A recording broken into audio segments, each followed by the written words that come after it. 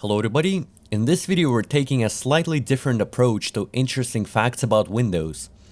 This is the first time in a couple of years I'm showing you cool things about Windows, so I wanted it to be special. So this is the first time I'm narrating this kind of video, and I've also permanently switched editing software. I'm now using DaVinci Resolve. Pretty unusual experience for me, and I'm still a beginner, so any feedback in the comments down below would be welcome. But anyway, let's begin. Welcome to 11 interesting facts about Windows 11. Starting with number 11, the black screen of death. We're gonna count down just like in the previous episodes. In the past we've seen the green screen of death, the color choice for the insider builds, the rare undocumented red screen of death, which was likely actually blue, hue shifted due to graphical issues. But the black screen of death was something new and unexpected with the Windows 11 leak way back in 2021. If we quickly hop over to the build 22000 and kill a system process, we'll see a black screen of death with a blue QR code. Beautiful. Just like most initial Windows 11 cosmetic changes, this one was also incomplete, being applied haphazardly. Microsoft never commented on such a seemingly fundamental cosmetic change, and a couple builds later, the screen became blue again. Not that anyone cared, from what I've seen. There wasn't any backlash, and it wasn't big news for some reason. The community was indifferent. It might have been a failed experiment. It can't be coincidental the first build with a black screen of death also started a revamped logon UI with a black root color. The bug check screen color was likely intended to complement the new root color of the shutdown screen. And it was pretty thought through because the acronym hadn't changed. Whether it's blue or black, it's still a BSOD. Number 10. You can easily install Windows 11 without bloatware. Installing Windows on your computer brings you Candy Crush, Facebook, and other unwanted WinUI software. Being polite here, the key problem is that Windows is essentially free, making you the product. So they're profiting off of you by installing sponsored garbage onto your computer. There are two ways to install Windows and not get your face candy crushed. The first one is to get an IoT Enterprise version of Windows 11. IoT stands for the Internet of Things, by the way. That version is intended for niche enterprise devices performing automated tasks using Windows instead of Linux for some reason. Since there is close to none user input on such devices, Microsoft have no reason to push sponsored apps, and therefore that version is super lean and tidy. Another benefit of using IoT Enterprise is ultra extended support.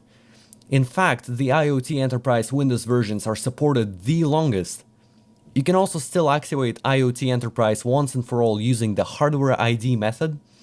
There are no artificial hardware requirements during the setup. The telemetry is turned off by default. It does not pre-allocate space for updates and temporary files and storage.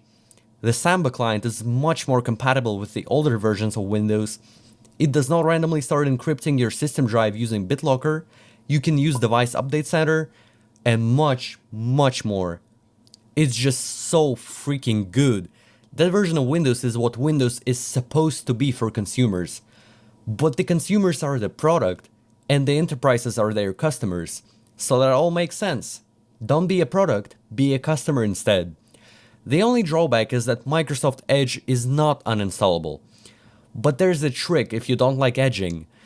Thanks to the Euro Commission, you can uninstall Edge in the EU region on a non-IoT Enterprise version. Switching Windows versions can be done via changing the product key. The region can be changed through settings. You're not gonna lose any IoT perks I mentioned if you switch back after uninstalling the godforsaken browser. If you guys want, I can make a separate video showing how to configure the IoT Enterprise version to be perfect. You can find the download link in the description below. I'm just afraid they're gonna start pushing garbage in that version as well if it becomes mainstream. But I mean, we've got 10 years left, right? The second option is to set a specific region during the setup. You gotta select English with a world in the parentheses to get a relatively clean version of Windows. You'll not get the IoT experience with its infinite perks this way, but you'll get a clean install without any bloat. Until you set the region. That's when the floodgates open. Microsoft hates customers. Oh, and the Microsoft Store will not work until you set the region. So yeah, that's the drawback. The first option is so much better. Just go IoT, don't waste your time and nerves. Number 9. Making Windows more verbose. Anytime I install Windows, the first tweaks I apply are enabling the verbose status and enabling the blue screen display parameters. I have no idea why that's not enabled by default. I know the verbose status is enabled by default on Windows Server, but the blue screen has become less and less informative as time went, so we gotta fix that. What I mean by that is that since Windows 8, the blue screen no longer shows the bug check parameters, limiting you to the human readable bug check code and enumeration. Sometimes that's just not enough. I don't know why they removed that by default. It's almost as if the bug check is supposed to look nice instead of giving you as much information about the crash as possible in the moment. The fix is simple enough. You have to set 2 registry values shown on the screen. After you've set those puppies, Windows will actually tell you what's going on. The verbose shutdown screen is also pretty important because sometimes a service just doesn't want to exit and you're just stuck there looking at restarting or shutting down. What's that obsessive compulsion with hiding extra information a user might genuinely need to debug Windows? Something happened. God, I really hate that. Number 8. Emergency restart. Windows is full of mysteries and hidden functionality. One such feature is called an emergency restart. It's pretty useful if Windows randomly craps itself, and of course it's hidden. To find it, you must enter security options, aka press Ctrl-Alt-Delete. In there, at the bottom right, you'll find the Power Options button. If you just click on the power icon, you'll get all the generics like sleep, shutdown, restart. To get to the emergency restart menu, you have to hold down Ctrl and only then click on the power options. Click OK to immediately restart. Any unsaved data will be lost. Use this only as a last resort. If only you guys knew this existed, right? For a moment, this was a thing since Windows Vista. You can also hold Ctrl and press shutdown. There you go, emergency restart. Works just as well. Number 7. The F8 boot options. I cannot describe how abysmal entering the safe mode has become after Windows 7. You have to hold shift at the right moment for a certain period of time to then get into troubleshooting and recovery options which might not even work, to then click 20 buttons to even have a chance of booting into safe mode. Why did you make it so difficult? You have invented the F8 and F10 boot menus, they were just so good. Instead, you have to get rid of what's consistently working and super convenient only to replace it with a subjectively better looking menu behind 20 buttons. What's your problem, Microsoft? Why is everything becoming a sore? Anyway, this is how you enable the F8 boot menu. You'll need a command prompt with admin rights to bring it back. By the way, the shortcut to run apps as an admin is Ctrl-Shift-Enter. That's what I just used here. It doesn't work everywhere, by the way, but it works in some places, I guess. At very least, in the crappy Windows web search that connects to the internet and takes 20 years to find a local file. Anyway, inside the command prompt, we have to run the following command. bcd edit/set boot menu policy legacy. So the following command. The only legacy thing about that menu is the fact it was superseded by whatever the hell we have now. Run the command. Beautiful. The operation completed successfully. And now, the next restart, we'll finally be able to use the gorgeous F8 menu to boot into safe mode. Keeping the troubleshooting and recovery options intact, by the way, you can still use those just as well. Microsoft makes the most questionable decisions known to man. Alright, pressing F8. Check this out. Let's skip that. There you go. The legacy advanced boot options at your fingertips. And now you can enter the safe mode with the command prompt using the beautiful F8 boot menu.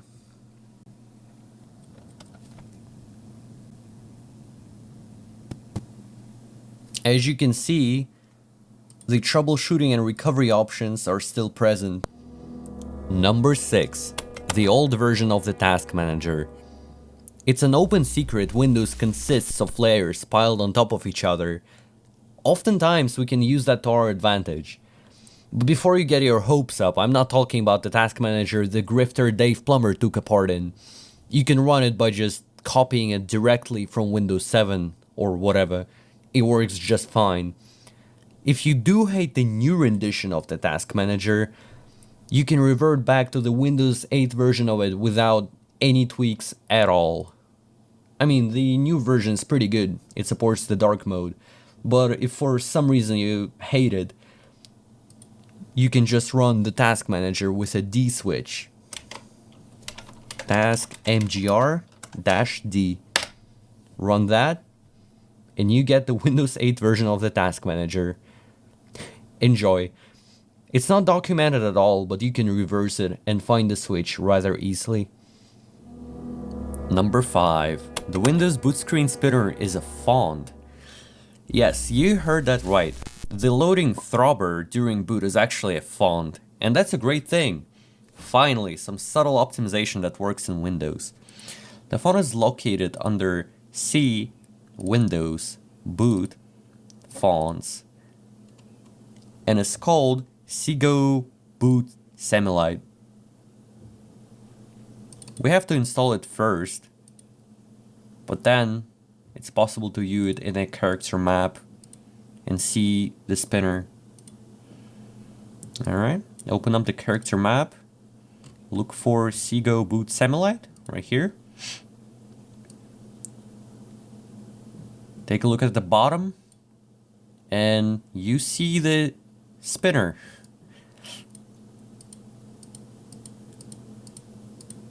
Very nice. Number 4. The out-of-box experience is a customizable web view. The out-of-box experience in Windows, otherwise known as an FRX or the first run experience, is a web application written in HTML, CSS, and JS. I made a video last year reviewing the source code for the application, and I found a hidden developer console that's not really hidden. And since it's a developer application, you can zoom in and out. Look at that. There is no limit to how much you can zoom, since it's a web view. The G502X is coming in clutch. Not sponsored, by the way. I just like that mouse a lot. Woo. What were we talking about? The developer console. You can press Ctrl-Shift-J to view the developer console. Let me just zoom in a little bit.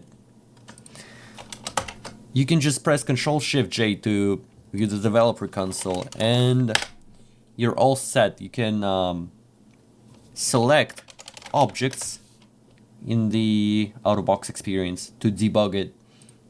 For example, let's select the right panel right here, and we get the markup as a result. We can also find the style sheet of an object. Oh, there's some invisible object right here that looks like a grid. So let's try selecting the invisible object. Oh, it's an animation, and we get a CSS file in the location of it as well. Beautiful. Okay, so there we can also log things. Let's say hi. I think that developer console would be pretty useful for Windows modders, but otherwise there is really not much use to it. Another thing I found was the startup animation. I located it, and apparently it's a 4K video. You can press Shift F10, then move to Windows Apps, since it's a WinUI app or a UWP app, whatever you want to call it. Go to System Apps and find Microsoft.Cloud Experience Host. Can you please? Oh, no, it's called Microsoft Windows Cloud Experience Host. I'm sorry, guys. Doing this from memory is kind of difficult. And you've got a media folder right here. CD Media. And let's start an Explorer window for convenience sake. There you go. OOBE intro.mp4. Check out the properties. Details. That video is 4500 by 3000. And it's a 30 FPS video as well. So that's just so great. Back when I installed Windows 11 on a Pentium 4, I had no clue why it was lagging so bad, but this answered my question. In case you guys don't know, that's such a lazy solution. Since it's a web view, it would make so much more sense to make use of a CSS animation. But you know, unpaid interns, I'm not blaming them. I'm surprised this thing works at all. Sometimes it breaks. Not all the time, but sometimes. Number 3. Windows Explorer purposefully slows down indexing in large folders. NTFS is trash. It's a garbage file system that loses to ext4 in every possible aspect, including reliability. My hard drive wears off faster thanks to NTFS and extra fragmentation that comes with it. Windows should support ext4, ZFS, BTRFS, and everything else out of the box. Period. It's time for NTFS to go, Microsoft. But of course it's not gonna happen. There are like 3 unpaid interns working on Windows 4 hours a day, and there is no incentive to improve. But all this aside, Windows Explorer is still hardwired to slow file indexing down even further. And I'm not even kidding. Have you ever wondered why Windows Explorer takes an obscene amount of time to load a folder with a large amount of files? Naturally, your first and the final guess would be that NTFS is garbage, and that's it. Because you can't do anything about that. And you're not wrong, NTFS really struggles with a large file count. But in reality, NTFS isn't that garbage. It's Windows Explorer adding salt to the wound by having the automatic discovery feature enabled by default. What exactly does that do? It changes the view of the folder you're currently in based on the contents of the folder. That means, let's say you have 10,000 video files in a folder. I do have such a folder on my hard drive. It's not called homework, by the way, don't worry. It's a folder with all my OBS recordings throughout the years. Anyway, the automatic folder discovery will determine it should optimize the Explorer view for video files because the contents are entirely video files. Meaning it has to take every single video file, pull the thumbnail out of it, and then draw it 10,000 times. Just like that. Do you hear my hard drive? Oh, you probably don't. It's gonna take more time to load. That's not only horrible for your mental health, that's also horrible for the hard drive. It has to spin up for that seemingly harmless view change. So how do you turn this travesty off? That's an elaborate registry tweak, so follow me closely. I'm gonna do this on my host because I reinstalled Windows recently and the Windows web search is garbage. And I haven't gotten to apply the tweak yet. Making a video after 3 months of absence would be a good excuse to do that, right? I'm sorry, guys. Anyway, in the registry editor, we have to open the following registry key.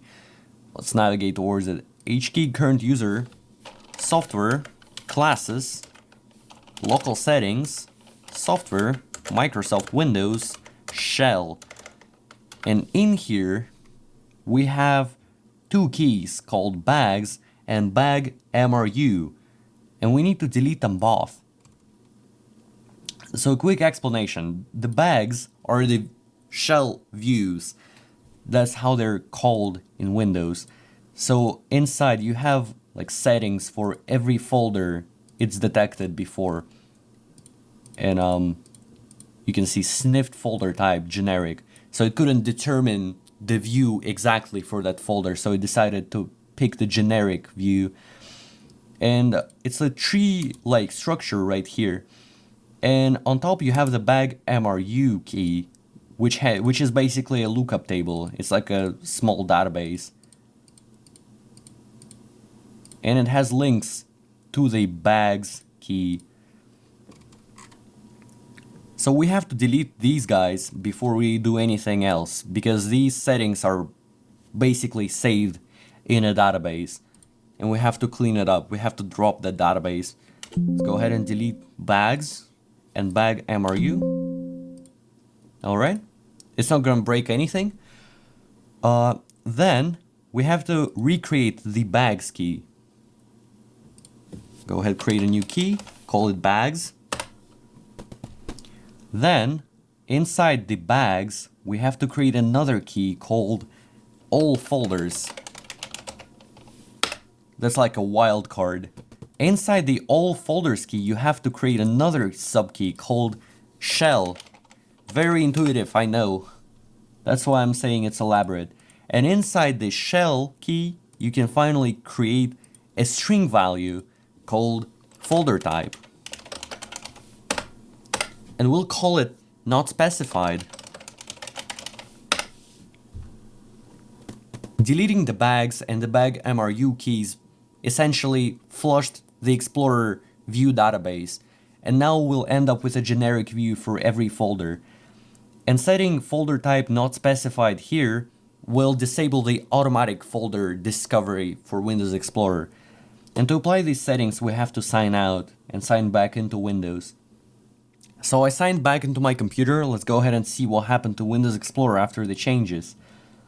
The window size reset, but it's not a big deal. We can fix that again. Alright. Let's go ahead and enter the folder. Projects, OBS recordings. Check out the properties. Customize. And voila. The folder is now optimized for general items. And it loads in an instant. Beautiful. That's what we want. Oh yeah, before I forget, you can also speed up Explorer by pressing F11 twice. And that's not a joke either. So let's go ahead and try the performance. Look at this. We're browsing through directories. Real nice. Alright. So now we're gonna enter the full screen mode and then exit the full screen mode. Let's see how fast it is now. Oh wow. It's instantaneous. It's not edited. It's actually so much faster now.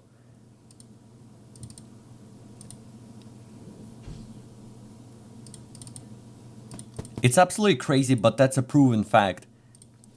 If you enable the full screen mode on Windows Explorer, the directory loading becomes instantaneous and the Explorer generally starts lagging less. Absolutely wild. I don't know how they messed it up this bad. Number 2. The Windows security questions are plain text. This is one of my favorite go-to facts when convincing people Microsoft don't actually care about Windows. I've made an entire video about this. You can click on the card to watch it. Both the security questions and the answers can be accessed and modified if you have administrator rights. They are stored in a plaintext JSON encoded in little endian UTF-16, residing in the SAM registry key.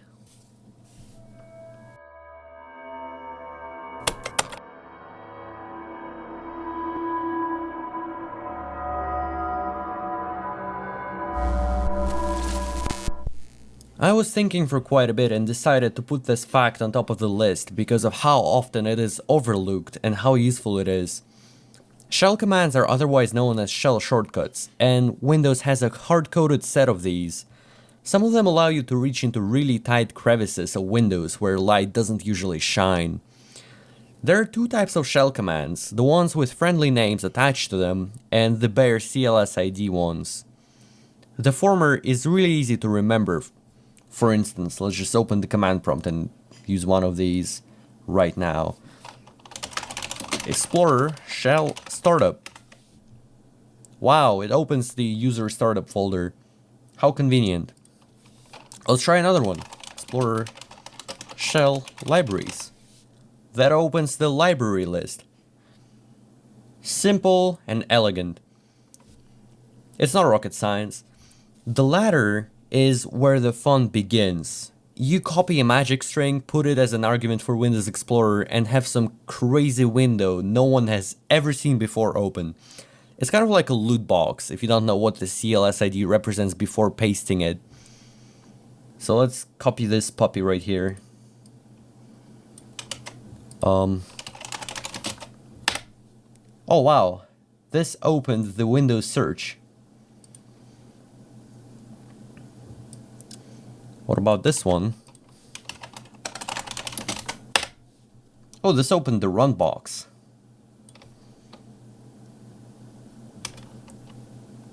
Let's try this one. Whoa, it opened the old notification area icon dialog. As you can see, it's very broken. And so on and so forth. This is pretty much God mode. Oh wait, God mode is actually a shell command. How handy. Look at that. There you go, that's the God mode. Remember that from Windows 7? Used to be so much more useful back then. Back when the Windows Settings app hasn't superseded the control panel.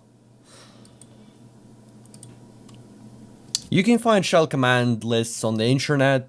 There's a lot of them. Like a lot. Anyway, I hope you enjoyed this video. I hope to make more and in a faster pace. As I said already, I'm a resolved beginner and I don't have much time on hand, so I'm trying my best. Got many cool ideas. I'm finishing university soon, getting my first degree in software engineering. Pretty hyped. Looking forward to what life brings. Anyway, rate the video, subscribe if you enjoyed, and take care.